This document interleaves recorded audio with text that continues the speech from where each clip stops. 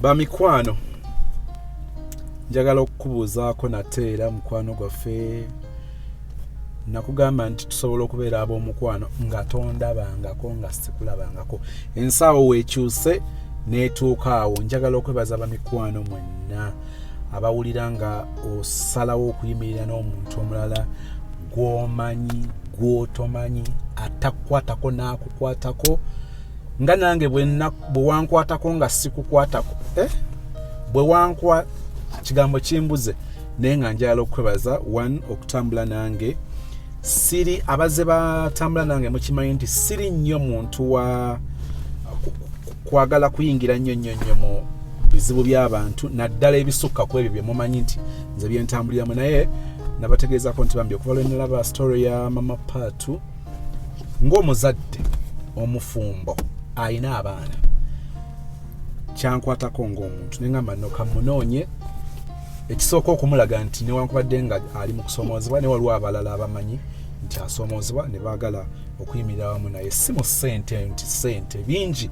Omuntu olumu abantu baba n'ebizibu ng'ebizibu byabwe ssente size ezibisolovinga naye nga balina essuubi lye baagala okuwulira.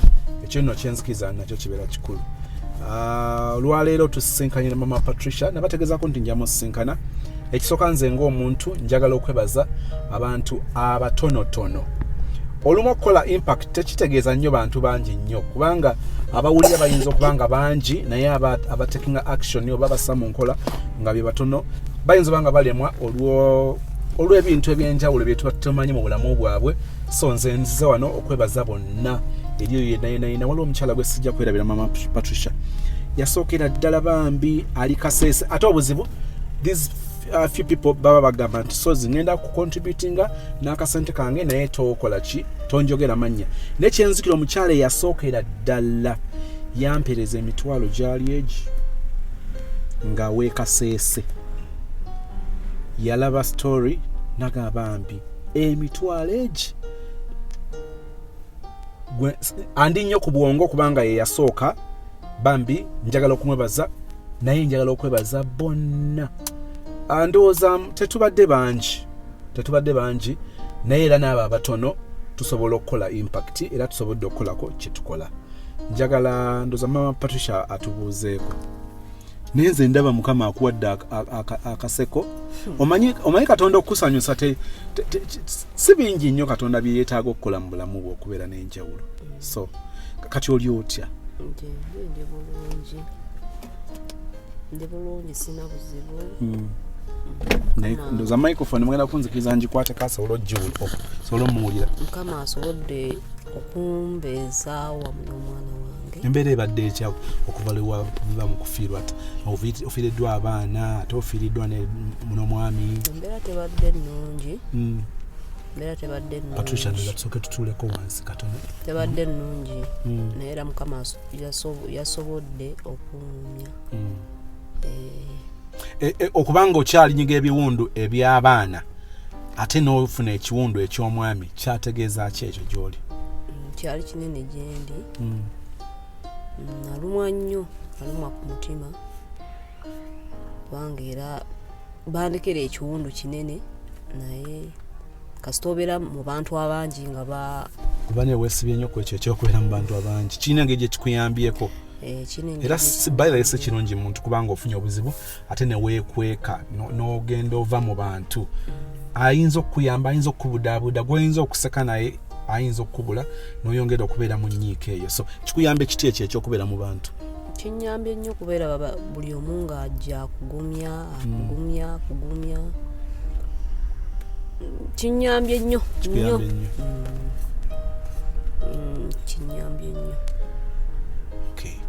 K'abantu baabano bagamba ebigambo byo.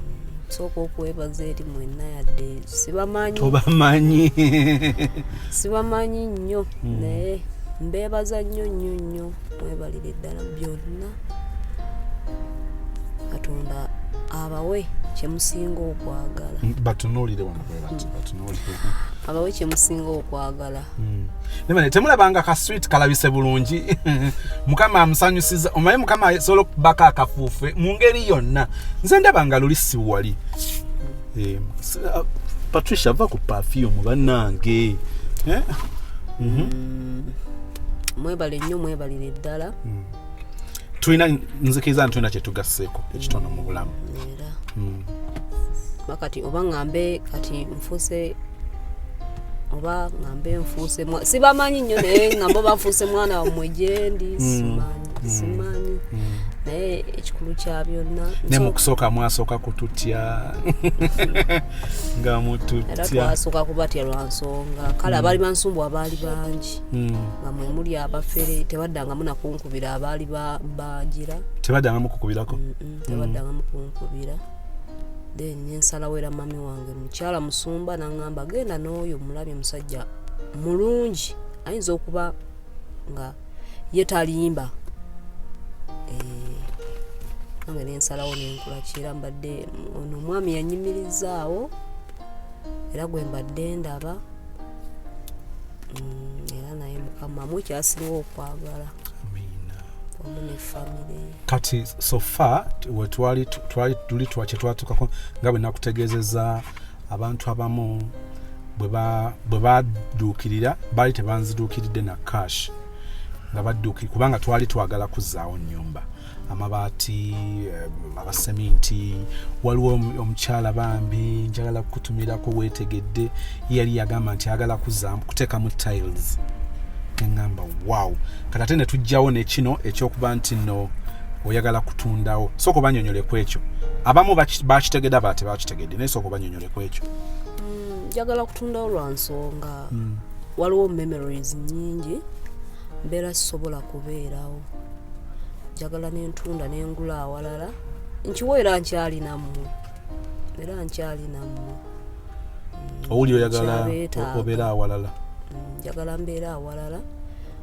atisi ne webanzimbiramu ruumu 2 oba emu nenkolerawo ne bizinesi awo poloti awo weeri olozeri mu ssente nga meka weeri mbalamu nganze $15,000,000 okusinziira ku katale mu kitundu nga bwe wakulaakulanye nze nabadde $15,000,000 naye nga ploti yenkana etya erya 5.35 nze nno simanyi nnyo bya ploti gwe mulaba mmanyi 5 ku 10 okudda waggulu naye zino ezibeera oba decimal mba sizimanyi nnyo zibala naye obala erya 5 ku 5.35 kati gwanoonya ploti ekitundu kino bakiyita Kigoma kirimu okwata ku district road oluguudo olugenda ku headquarters eza Wakiso district otuuka Wakiso mu town n'ovuga ng'odda ku district then awaloka roundabout kati wokwatira ekyo ekidde Bukasa ekidde Temangale wa eyali vice president Samson Kiseka ekidde eyo then n'otuuka Kigoma ndowooza awantu okuva Wakiso okuva Wakiso mu town okutuuka Kigoma ziringa kilomita nga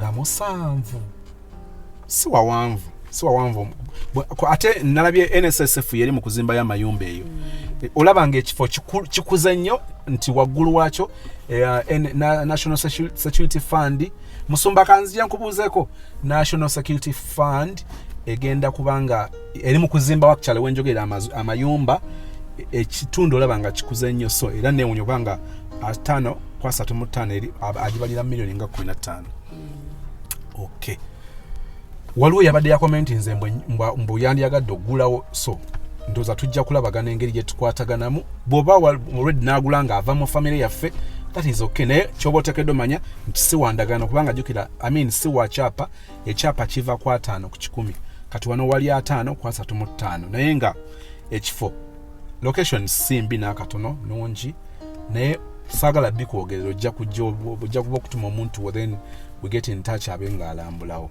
so owulira nti ojja kuba n'emirembe nga oli walala nja kuba n'emirembe nga ndi walala kubeerawo mba sobola kubeerawo ogezezaako ko okuddawo okwo lwakuba n'ennyumba tebeerekamu amabatikazi gabaaki eri waggulu akasolya gajja n'emiti negijja naye maama wali otazaafiya okugendawo weebakewo nange natuukawo nagamba ndi n'omwana nkangende nkole ki neebake sijja kute naye bwatuke kawungezi nga abantu bavudde okuba emisana baaliwo nga bazze okundabako omutima ne gugaana nenkya nenkaba n'okukaaba naye nkuba essimu waliwo maama waffe awo ekiguma era gye nnasula. Tewasulawo ekitegeeza? Saasulawo. Okay. So owulira ng'ojja kuba n'emirembe ng'ofunye oba mu kitundu kirala? Nja kuba n'emirembe. Ebya Maama Paatu byebyo saagala nnyo mutwala mu birala kubanga nze mbadde njala bategeeza akasente tukafunye newankubadde by the tubuzaako emitwalo 19. Tubuzaako emitwalo 19. So fa kye twagala kwe kujjayo endagaano eya omugenzi kwe yali yeewolera ssente kubanga poloti yali yagisinga nga bamuwa ssente then nga bwe nabategeeza kati tubuzayo emitwalo 19 gyokka. Bw'oba gy'oli ng'owulira kikutteko byebyo. Patricia, jangu tubuuze kati ne bw'oba totya kamera. Jangu obuuze. Paatu jangu obuuzeeko. Maama Paatu ono ye Patricia tubuuzeeko. Bwe nasigaza yekka. Ye mukwano gwo. Naye tebamukaayanira bangi nga okusinza ku byempuliddeko wano wakatono nga balinga abaagala okubeera naye bangi. Nabo bamukaayanira. N'ekirala kye naasoomozebwa ndowooza. Kuba ndabanga abaagala kale obeera naye obutajja mukola ki kumulabako nga balinga abaagala omukujjako obeere nga tomulaba. Naye ate ono omwana muto omwana wa buwala gw'olina okubeera naye. So ekyo oteekeddwa okuba ng'onyumirirawo era mu kyo w'osoomoozebwa nga waliwo bakyekiikamu ebyetaaga amateeka awo tujja yimirirawo okuprotectinga rights ezo. Omwana ateekeddwa okuba ng'abeera naawe gwe maama kati banaabeera naani nga maama waali abamuyambako basobola omuyambako bw'oba oli abeera naye abeereko naye osobola omufuna ne tewaliwo muntu ayinza kukugira kulaba mwana ekyo tekisoboka n'akatono. So kito kitya ebigambo bye bisembayo. Sina nnyo bigambo.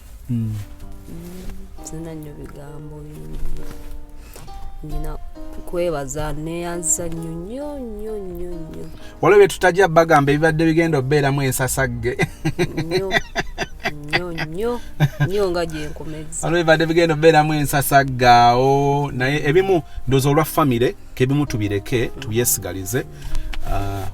Ate tuleme kubanga twongera kusajjula busajjuzi ebimu tubyesigalize naye nze kyenkusaba kimini kyenkusuubiza awakusoomoozeza ennyo ojja kututegeezaako tujja laba naye ebyo tobitya omwana ojja bbeera naye. Patricia tubuuzeeko kati how are you? Fine. You're fine. Wena musanyufu talina bizibu.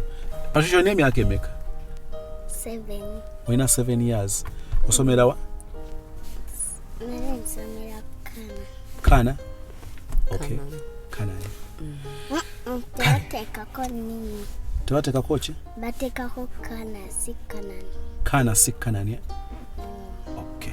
Bamikwano sofa kyekyo Maama Patricia yono njongera nange okwebaza bambi abalina kye bakoze olwa kulaba nga tuyimiriramu naye emitwalo 19 gye tuvudde wawanvu. So kano ke katono ne mwebale nnyo mwebalire ddala. Nze Maama Patricia ntya ebintu bino nabeerako nnyo mu bizibu n'abantu byankolako bubi. Abantu abamu tebakimanyi byankolako bubi ne ku radio gye tukolera waliwo program gye nasalawo butaddamu kukola ng'ekwata nnyo butereevu ku bizibu by'abantu. Obuzibu bwe ntuuka ku muntu mba njagala nyimire naye paka naye olumu oba tosobola bbeerawo obudde bwonna. Kyenzugira we nasemba nakwata ku mwana bambi baali bamugobye ewaabwe nga bamuwadde n'ebbaluwa naye muli abazadde n'owandikira omwana n'ebbaluwa nti nkugobye genda gy'oba olagayo. Ne tuyimira naye serena ebyo tubireke naye kyeneebaza Mukama nti yayimirira nange.